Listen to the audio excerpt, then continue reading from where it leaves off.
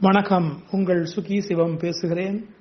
ஆசிரியர் தினத்தன்று wisdom wealth international பள்ளியின் ஆசிரியர்களுக்காக ஒரு உரை நிகழ்த்தினேன்.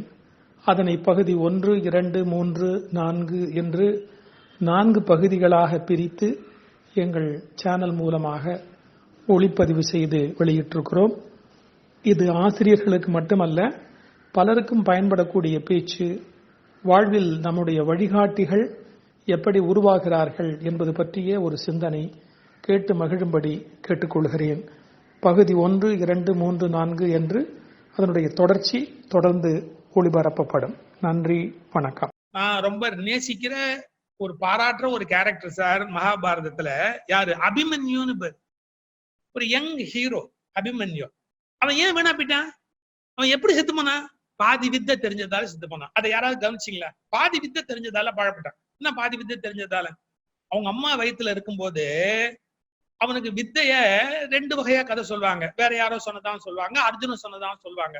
அதாவது ஒவ்வொரு வியூகம், போர்ல வியூகம்னா படைகளை அணிவகுத்து நிறுத்துறது, தாமரை மாறி நிறுத்துறது பத்ம வியூகம், வட்டமா நிறுத்துறது சக்கர வியூகம், கூர்ம வியூகம், இப்படி நிறைய உண்டு. இன்னும் இந்த மாதிரி எல்லாம் வியூகம். இதெல்லாம் சொல்லிக்கிட்டே இருப்பானா அர்ஜுனு. கருவுல இருக்கிற காலத்துல அபிமன்யு இதை கேட்பானா குழந்தையா இருக்கும்போது. அப்படின்னு சொல்லிட்டு கொட்டி கேட்டுக்கிட்டே இருப்பானா குழந்தையா இருக்கிற காலத்திலேயே. அது என்ன ஏதுன்னு போற டெக்னிக்கலாம்.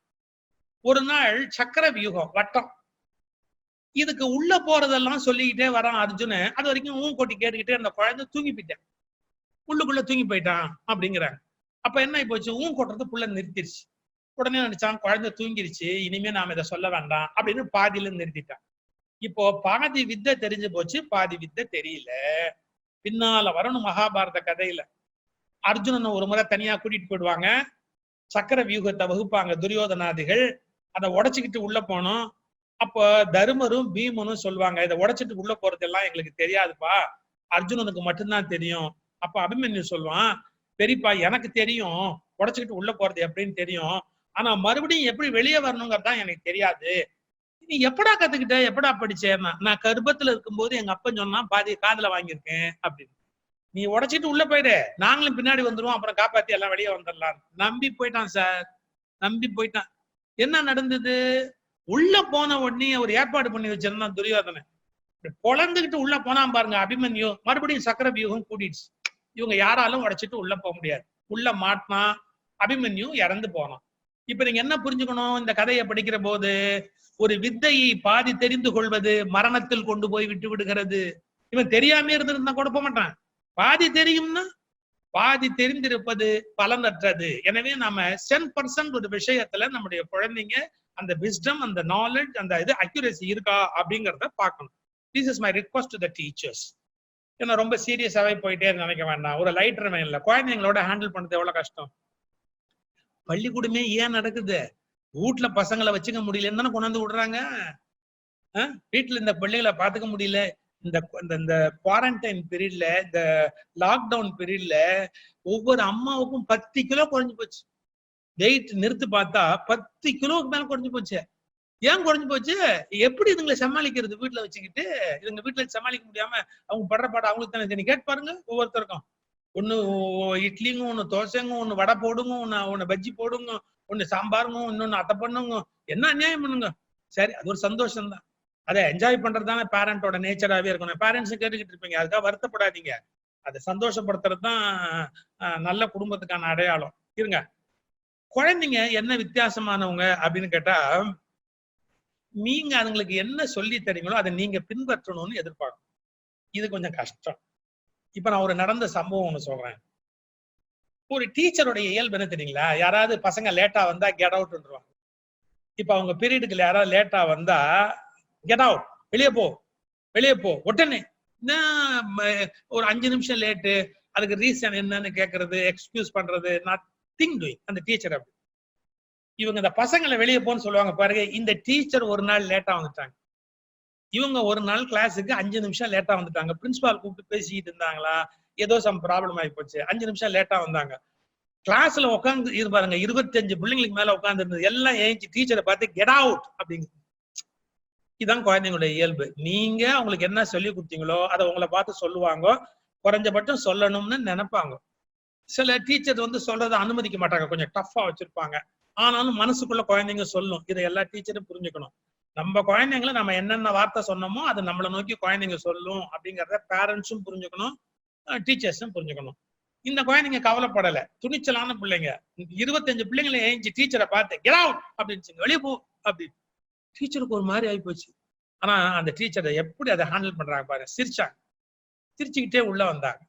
வந்து அவங்க சீட்ல உட்காந்தாங்க. உட்காந்து குழந்தைங்களை பார்த்து please sit down, please sit down, sorry 5 minutes late ஆயிடுச்சு, வெரி சாரி, உட்கார் அப்படி. முதல்ல cool down, sorry, very sorry அப்படின்ட்டு சொன்னாங்க.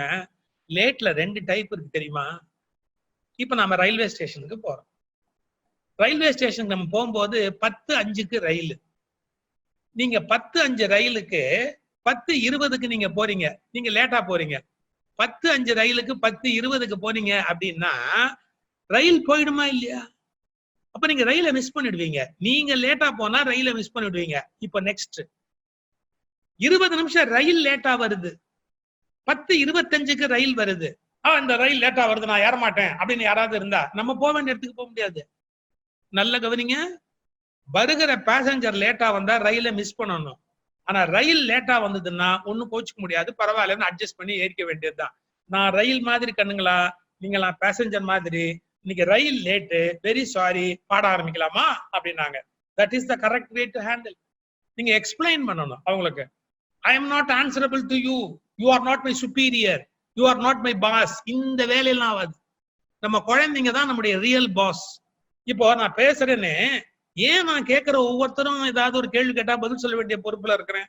நான் பாட்டுக்கு பேசிடுவேன் சார். 1000 பேர் 1000 கமெண்ட் போடுவான் யூடியூப்ல, நான் அவங்களை மதிச்சு பதில் சொல்லுவேன். ஏன் பதில் சொல்லிட்டு உட்கார்ந்து இருக்கிறேன்? அவங்க நான் பேசுறதால இல்ல, அவங்க கேக்குறாங்க பாருங்க. அப்ப ஐ அம் ஆன்சரபிள் டு देम. ஒரு மரியாதை இருக்குது இல்ல அதுக்குன்னு. அது மாதிரி நம்ம குழந்தைங்க, நீ என்னுடைய ஸ்டூடெண்ட் தானே, நீ கேட்கறதுக்குலாம் நான் பதில் சொல்ல வேண்டிய அவசியம் இல்லைன்னு நம்ம பேச முடியாது. அந்த குழந்தைங்க கன்வின்ஸ் ஆகுற மாதிரி அதுங்களுக்கு ரொம்ப ப்ளீசிங்கா அதை சொல்ல வேண்டியதை அப்படி சொல்லி காட்டணும். நான் சொன்னேன் இது குழந்தைங்களுடைய இயல்புன்னு. இப்ப இன்னொரு குழந்தைங்கள இன்னொன்னு சொல்ல பாருங்க. அவங்க வந்து சார் எஜுகேஷன் அப்படிங்கறத எஜுகேஷனா எடுத்துக்க மாட்டாங்க. அவங்க திங்கிங் பேட்டர்னே வேறையா இருக்கும். நான் ஒரு வித்தியாசமான விஷயம் சொல்றேன். குழந்தைங்களோட இயல்பு என்னங்கிறதுக்கு, ஒரு 15 வயசு பையன் அடிபட்டு ஆஸ்பத்திரியில படுத்திருக்கிறான். இப்ப நாம பெரியவங்க எல்லாம் பார்க்க போனா எப்படி போவோம்? ஆப்பிள் வாங்கிட்டு போவோம், ஹார்லிக்ஸ் வாங்கிட்டு போவோம், ஐயோ உனக்கு அடிபட்டு போச்சேம்போம், பெருசா சீன் போடுவோம், ஐயோ இப்படி ஆகி போச்சே அப்படி இப்படி எல்லாம் சொல்லுவோம். இந்த 15 வயசு பையனோட ஃப்ரெண்ட்ஸ் எல்லாம் பார்க்க வந்ததுங்க. நான் அந்த ஆஸ்பத்திரியில உட்காந்துருக்கிறேன் அன்னைக்கு. ஒரு 15 வயசு பையனுக்கு அடிபட்டு இருக்குது. காலில் இவ்வளவு பெரிய பேண்டேஜ் போட்டிருக்கிறாங்க. அவனுடைய பாதம் அந்த கட்ட விரல் நுனியில இருந்து தொட வரையில நல்ல இவ்வளவு பெருசா ஒயிட் கலர்ல பெரிய பேண்டேஜ். அவன் நடக்க கூடாதுன்னு பெரிய பேண்டேஜ் போட்டிருக்கிறாங்க. அவன் கிளாஸ் பசங்க, கூட இருக்கிற ஃப்ரெண்ட்ஸ், தெருவில் இருக்கிறவன் எல்லாம் வந்துட்டு 15, 16, 15 இந்த வயசுல வந்தவன் எல்லாம் சார் ஒரு விசித்திரமான காரியம் பண்ணான். மார்க்கிங் பென் இருக்கு பாத்தீங்களா, அதை எடுத்துட்டு வந்து யாரெல்லாம் விசிட் பண்ணணும்னு அந்த பேண்டேஜ்ல எழுதுறான் சார். அந்த பேண்டேஜ்ல எழுதுறான் யார் யார் வந்துட்டு போனோம். இப்போ மேரேஜுக்கு போனவங்க எல்லாம் போட்டோல எழுதுவாங்க. ஒரு வாழ்த்து எழுதுறவங்க வாழ்த்து சொல்லி கையெழுத்து போட்டு அனுப்புவாங்க. இவன் கெட் வெல் சூன் அப்படிங்கறத எதுல எழுதுனா, கால்ல பேண்டேஜ் போட்டுருக்கான் பாருங்க, ஒயிட்டா பெரிய பேண்டேஜ். அந்த பேண்டேஜ்ல கெட் வெல் சூன்ங்கிறத எழுதிட்டு கையெழுத்து போடுறாங்க. நீங்க கொஞ்சம் புரிஞ்சுக்கணும், நமக்கு அடிபட்டுடுச்சுன்னா அது சீரியஸான விஷயம். அவனுங்களை பொறுத்த அளவுல அது கூட ஒரு கிரீட்டிங் கார்டு. அதுல கையெழுத்து போடுறான், அவன் மார்க்கிங் இங்க எடுத்து பேனாவை எடுத்து நீங்க என்ன பண்ணுவீங்க அவனை? சோ குழந்தைங்களோட நேச்சரே வேற, அவங்க திங்க் பண்ற மெத்தடே வேற. ஒரு இன்னொன்னு சொல்ற பாருங்களேன், அவங்க எப்படி திங்க் பண்ணுவாங்கிறதுக்கு ஒரு உதாரணம் சொல்ற பாருங்களேன். அவங்களுக்கு எல்லாமே ரியல். ஒரு சின்ன நர்சரி ஸ்கூலு, அந்த குழந்தைக்கு கணக்கு சொல்லி கொடுக்குறாங்க டீச்சர்.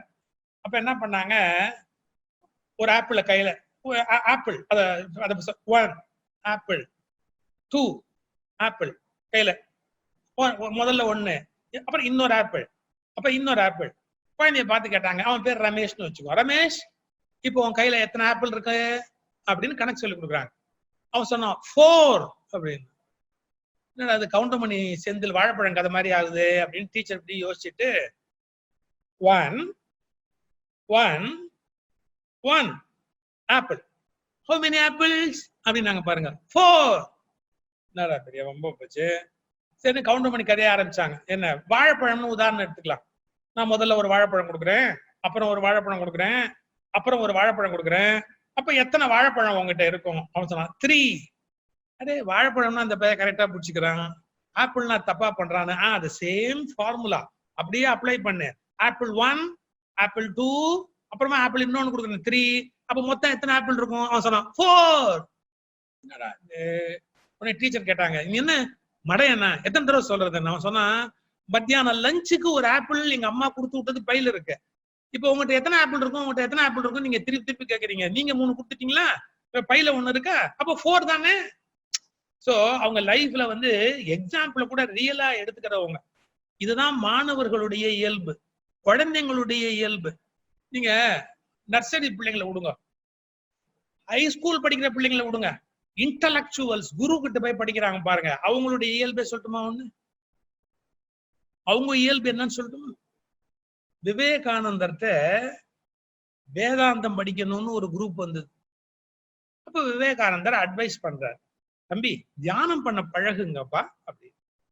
உடனே ஒருத்தன் கேட்டான், தியானம் பண்றதால என்னங்க பெனிஃபிட் அப்படின்னு கேட்டான். எல்லாம் நம்ம பெனிஃபிட் யோசிக்கிறாரு, தியானம் பண்றதால என்னங்க பெனிஃபிட் அப்படின்னா, 1/2 an hour நீ தியானம் பண்ணுனா 1/2 an hour நீ தியானம் பண்ணுனா 6 மணி நேரம் தூங்குனெல்லாம் என்ன உனக்கு கிடைக்குமோ ஒரு ரெஸ்ட், ஒரு ஓய்வு அது கிடைக்கும்பா.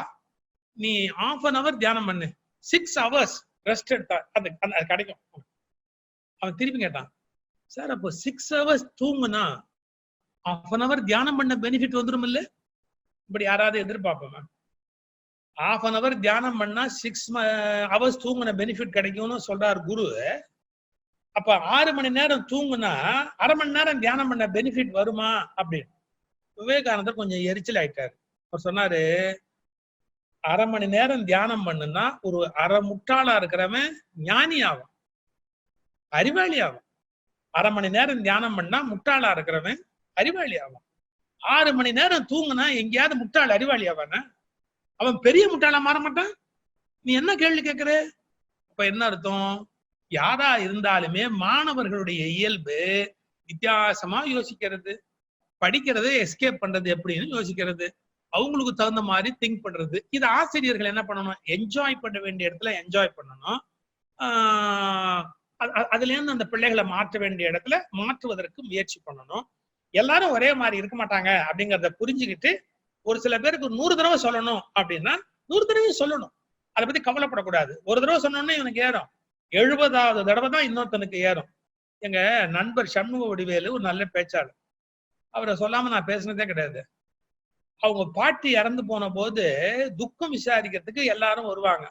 அவங்க அண்ணன் எல்லாம் கடை வச்சிருந்தாங்க. அவங்க இவர்கிட்ட சொன்னாங்களாம், இவர் வந்து பள்ளிக்கூடத்து வாத்தியாரு, பள்ளி ஆசிரியர், தமிழ் ஆசிரியர். அவர், தம்பி நாங்கெல்லாம் வந்து கடை திறக்க போறோம்டா, நீ ஸ்கூலுக்கு லீவ் போட்டுட்டு இங்க உட்காந்துரு, துக்கம் கேட்க நிறைய பேர் வருவாங்க, அவங்களுக்கு எல்லாம் துக்கம் சொல்லு. இவர் கேட்டாரா, நான் என்ன துக்கம் சொல்றதுல எக்ஸ்பர்ட்டா, என்ன ஏன் துக்கம் சொல்றதுக்கு இங்க உட்காருன்றீங்க?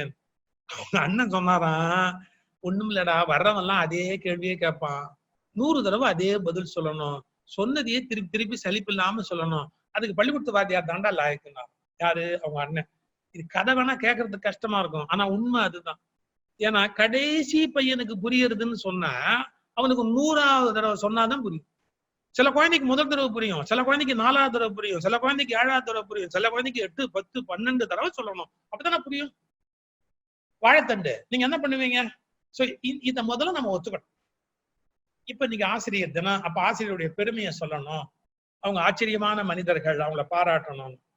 எங்க ஐயா தென்கட்சி சுவாமிநாதன் அவருடைய பேச்சுல ஒண்ணு சொல்வாரு, த யங் ஸ்கூல் டீச்சர் அப்படின்னு ஒரு சினிமா வந்தது. யங் ஸ்கூல் டீச்சர் அப்படின்னு, அது வந்து ஒரு சீன படம். என்ன கதை தெரியுங்களா? சீனால மிலிட்டரி ரூல் நடந்துகிட்டு இருக்கு, ஒரு ராணுவ ஜனாதிபதி. அந்த காலகட்டத்துல ஒரு பள்ளிக்கூடத்துல ஒரு லட்சிய ஆசிரியர்களா வர்றதுனாலே லட்சியம் உள்ளவங்க தான் வர முடியும். பார்ட் டைமா வந்துட்டு போகலாம், ஏதோ கொஞ்ச காலம் அப்படி இருந்தா வெற்றிகரமான ஆசிரியரா இருக்க முடியாது. சாக்ரிஃபைசிங் மென்டாலிட்டி இல்லாம ஒருத்தர் ஆசிரியரா நீடிக்க முடியாது.